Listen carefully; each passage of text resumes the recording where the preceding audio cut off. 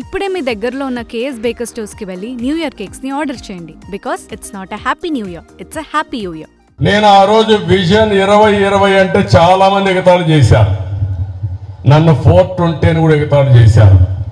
కానీ ఈరోజు నేను ఆ రోజు విజన్ 2020 అన్నప్పుడు దాంతో అసోసియేట్ అయిన వాళ్ళందరూ బ్రహ్మాండంగా రాణించారు.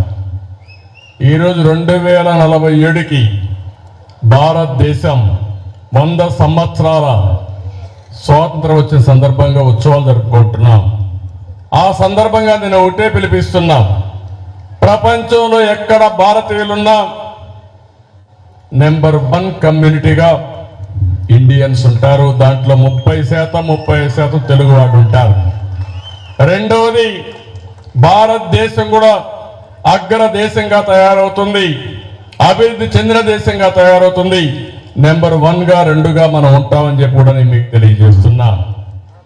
అదే సమయంలో ఆంధ్రప్రదేశ్ రాష్ట్రాన్ని కూడా మనం కాపాడుకోవాల్సిన అవసరం ఉంది. తెలుగు వాళ్ళు 50% జనాభా ఉండే రాష్ట్రం ఆంధ్రప్రదేశ్ రాష్ట్రం. ఆ రాష్ట్రాన్ని కూడా కాపాడే బాధ్యత తెలుగు వారు ప్రపంచంలో ఎక్కడున్నా మీ మీద ఉంది. దానికి నేను పూర్తిగా పోరాడతా, నాకు మీ సహకారం కావాలని చెప్పి మిమ్మల్ని మీ అందరికీ విజ్ఞప్తి చేస్తున్నా.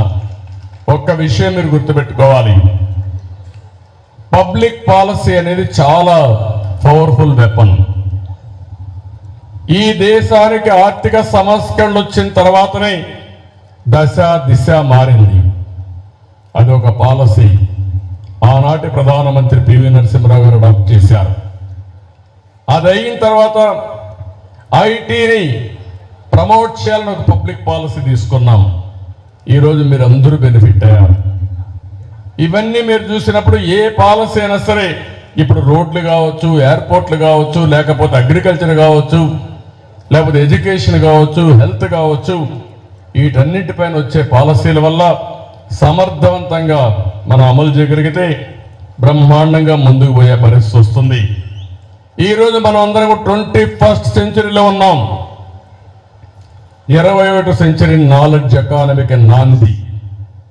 ఇప్పటికి 23 ఏళ్ళు అయ్యింది. 2043కి ఇంకొక 24 ఏళ్ళు ఉంటుంది. 2047కి భారతదేశం అగ్రదేశం అవుతుందంటే, ప్రపంచంలో చాలా దేశాల్లో సర్వీసుల ద్వారా భారతీయులే నాయకత్వం ఇవ్వబోతున్నారంటే అది మనకు అరుదైన గౌరవం. అందుకే నేను మిమ్మల్ని అందరినీ కోరుతున్నా, మొన్న కూడా నేను మాట్లాడుతూ ఒక మాట అన్నా, నవశకం తెలుగు వారి సొంతం కావాలని మనస్ఫూర్తిగా ఆకాంక్షిస్తున్నా. ఎందుకు నేను ఈ నవశకం అన్నానంటే, ఈ నవశకంలో తెలుగు వారి రోల్ చాలా ప్రిడామినెంట్ గా ఉంటుంది. ఈ నాలెడ్జ్ ఎకానమీలో మీరు ఎంత ఆలోచిస్తే అంత ఉన్నతమైన స్థానానికి వెళ్లే పరిస్థితి వస్తుంది. ఆ విషయం మీరు గుర్తుపెట్టుకోవాల్సిందిగా నేను కోరుతున్నా.